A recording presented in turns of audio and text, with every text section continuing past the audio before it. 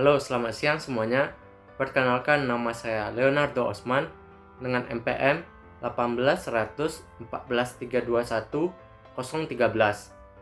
Seperti biasa, video ini dibuat untuk memenuhi tugas mata kuliah Kewirausahaan dengan dosen pengampu Ibu Helmawati SEMSI. Nah, di video kali ini saya akan membahas tentang leadership atau kepemimpinan. Yang mana kita tahu bahwa leadership atau kepemimpinan sangat dibutuhkan untuk memimpin sebuah organisasi, kelompok, maupun institusi. Nah, tanpa berlama-lama, langsung saja kita masuk ke pembahasannya. Pertama-tama, mari kita mulai dari pengertian leadership. Menurut Ortweighted, kepemimpinan adalah kegiatan untuk mempengaruhi orang-orang agar orang-orang itu bekerja sama mencapai tujuan yang mereka inginkan. Jadi, kepemimpinan adalah kemampuan untuk mengarahkan perilaku orang lain ke arah pencapaian suatu tujuan tertentu. Pengarahan dalam hal ini berarti menyebabkan orang lain bertindak dengan cara tertentu atau mengikuti arah tertentu. Seorang pemimpin dikatakan berhasil jika percaya pada efisiensi yang meningkat dan keberhasilan yang berkesinambungan dari suatu perusahaan. Adapun jenis-jenis kepemimpinan yaitu koersif, yaitu jenis kepemimpinan ini bisa disebut juga dengan kepemimpinan otoriter. Pada jenis ini, seorang pemimpin akan memerintah sesuai dengan kehendaknya sendiri tanpa ada orang yang boleh membantah semua perintahnya. Yang kedua, otoritatif, yaitu jenis pemimpin ini bukan jenis pemimpin yang otoriter.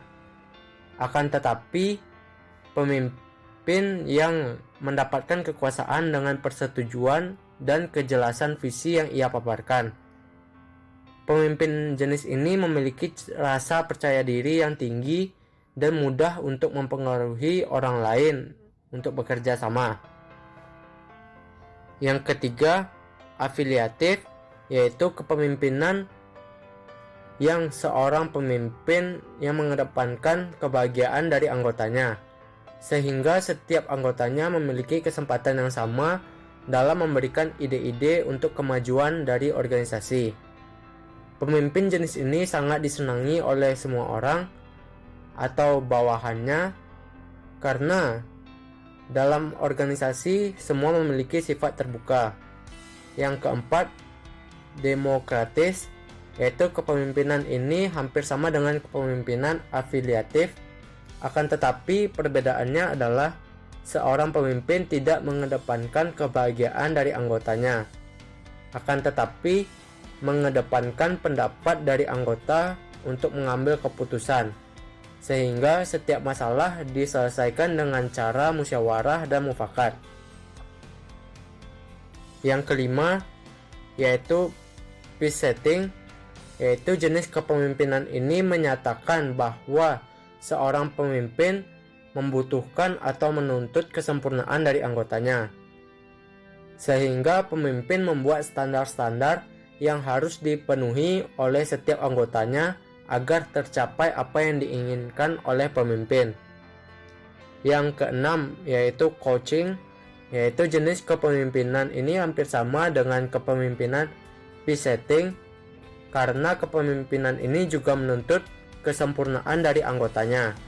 Akan tetapi, jenis ini menentukan ketentuan yang berbeda-beda untuk setiap orang. Pemimpin ini menuntut anggotanya untuk berkembang sesuai dengan kemampuan dan bakat yang dimiliki oleh masing-masing anggota. Karena pemimpin berpendapat bahwa dengan berkembangnya anggota, maka akan berkembang pula organisasi yang ia pimpin.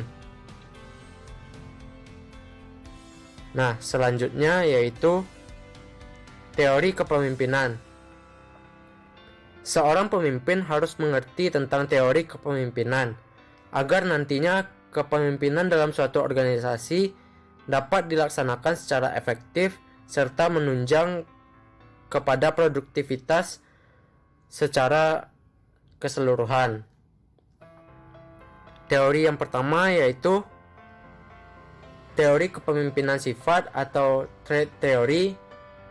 Teori sifat ini berkembang pertama kali di Yunani kuno dan Romawi yang beranggapan bahwa pemimpin itu dilahirkan, bukan diciptakan. Yang kemudian teori ini dikenal dengan The Great Man Theory. Dalam perkembangannya, teori ini menyatakan bahwa sifat-sifat tertentu pada pemimpin seperti memiliki kekuatan fisik dan keramahan, serta memiliki tingkat intelijensi yang tinggi, tidak seluruhnya dilahirkan, akan tetapi juga dapat dicapai melalui pendidikan dan pengalaman. Dan antara pemimpin dan yang bukan pemimpin dapat dilihat dengan mengidentifikasi sifat-sifat kepribadiannya. Yang kedua yaitu teori kepemimpinan perilaku dan situasi. Berdasarkan penelitian yang mendasari teori ini, perilaku seorang pemimpin memiliki kecenderungan ke arah dua hal. Yang pertama disebut dengan konsiderasi, yaitu kecenderungan seorang pemimpin yang menggambarkan hubungan akrab dengan bawahan. Contohnya seperti membela bawahan, memberi masukan kepada bawahan, dan bersedia berkonsultasi dengan bawahan. Yang kedua yaitu disebut dengan struktur inisiasi, yaitu kecenderungan seorang pemimpin yang memberikan batasan kepada bawahan. Contohnya seperti bawahan mendapatkan instruksi dalam pelaksanaan tugas berupa kapan, bagaimana pekerjaan yang dilakukan, dan hasil yang akan dicapai. Teori yang ketiga adalah teori kewibawaan pemimpin. Kewibawaan merupakan faktor penting dalam kehidupan kepemimpinan. Sebab dengan faktor itu seorang pemimpin akan dapat mempengaruhi perilaku orang lain, baik secara perorangan maupun kelompok, sehingga orang tersebut bersedia untuk melakukan apa yang dikehendaki oleh pemimpin.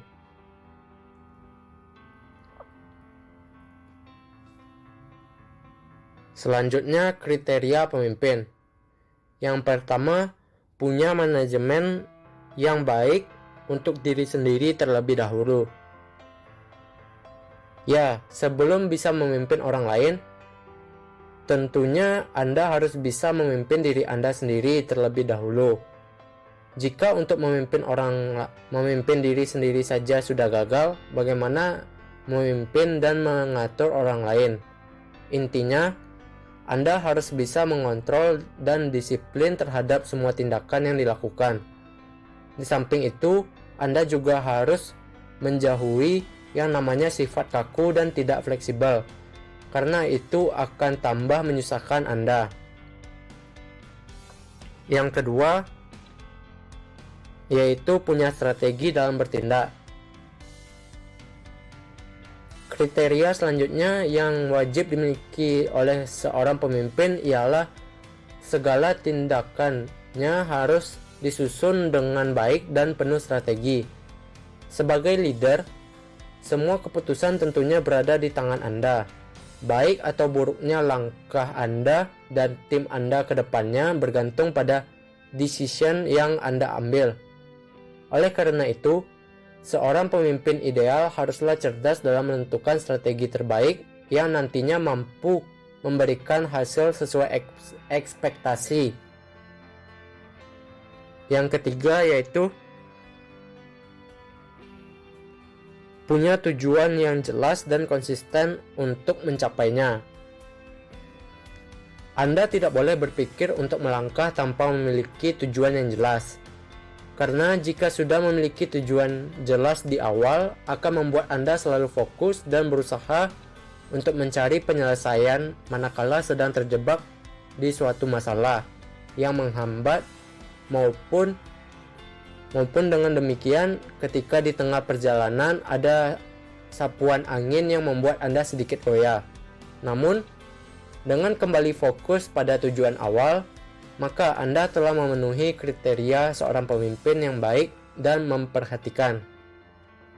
Yang keempat, yaitu mampu berkomunikasi dengan baik dan efektif. Kita semua setuju bahwa komunikasi itu perannya sangat penting atau fundamental di seluruh aspek kehidupan. Melalui dari lingkungan keluarga sampai dengan lingkungan pekerjaan, komunikasi yang baik tentunya akan menjadikan semua aspek tersebut dapat berjalan sebagaimana mestinya. Seorang pemimpin yang baik tentunya menyadari akan pentingnya komunikasi, dan bukannya hanya soal komunikasi itu sendiri, namun ia juga tahu bagaimana menciptakan suatu pola komunikasi yang efektif. Artinya, seorang pemimpin tahu kapan harus berbicara dan kapan harus mendengarkan.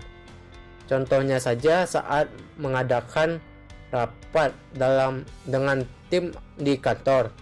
Tentunya Anda harus bisa menyampaikan informasi yang berkaitan dengan rencana Anda pada saat itu dengan singkat, padat, dan jelas, sehingga tidak menimbulkan yang namanya miscommunication. Sehingga komunikasi yang baik itu sendiri harus menjalar di semua aspek, yakni komunikasi langsung ke tim yang bersangkutan, departemen atau staf lain, hingga komunikasi virtual seperti email dan media sosial.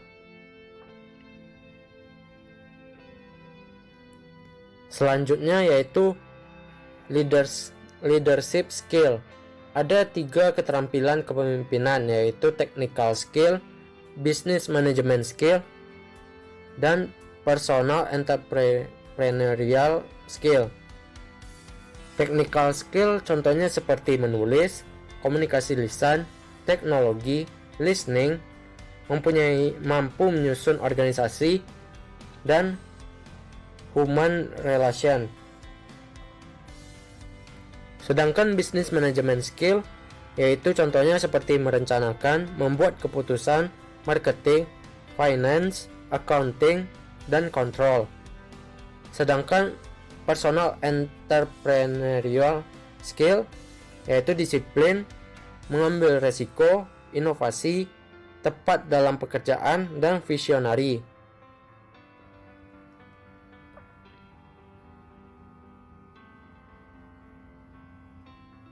Selanjutnya, fungsi serta perbedaan pemimpin dengan manajer. Yang pertama yaitu fungsi dari pemimpin, yaitu mengambil keputusan, memotivasi bawahan sebagai sumber informasi, menciptakan inspirasi, menciptakan keadilan, menyelesaikan konflik, dan katalisator mewakili organisasi. Selanjutnya yaitu perbedaan pemimpin dengan manajer. Perbedaan pemimpin dan manajer. Yang pertama, manajer diangkat oleh kekuasaan, sedangkan pemimpin diangkat oleh pengikut. Yang kedua, manajer mengandalkan kewibawaan posisi, sedangkan pemimpin mengandalkan kewibawaan personal.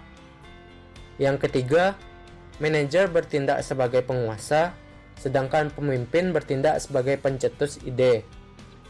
Yang keempat, manajer bertanggung jawab pada atasan, sedangkan pemimpin bertanggung jawab pada bawahan. Yang kelima, manajer merupakan bagian dari organisasi, sedangkan pemimpin bagian dari pengikut.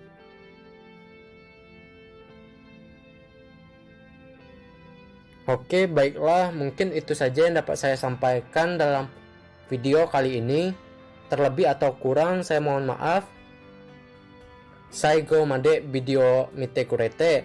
Arigatou gozaimashita.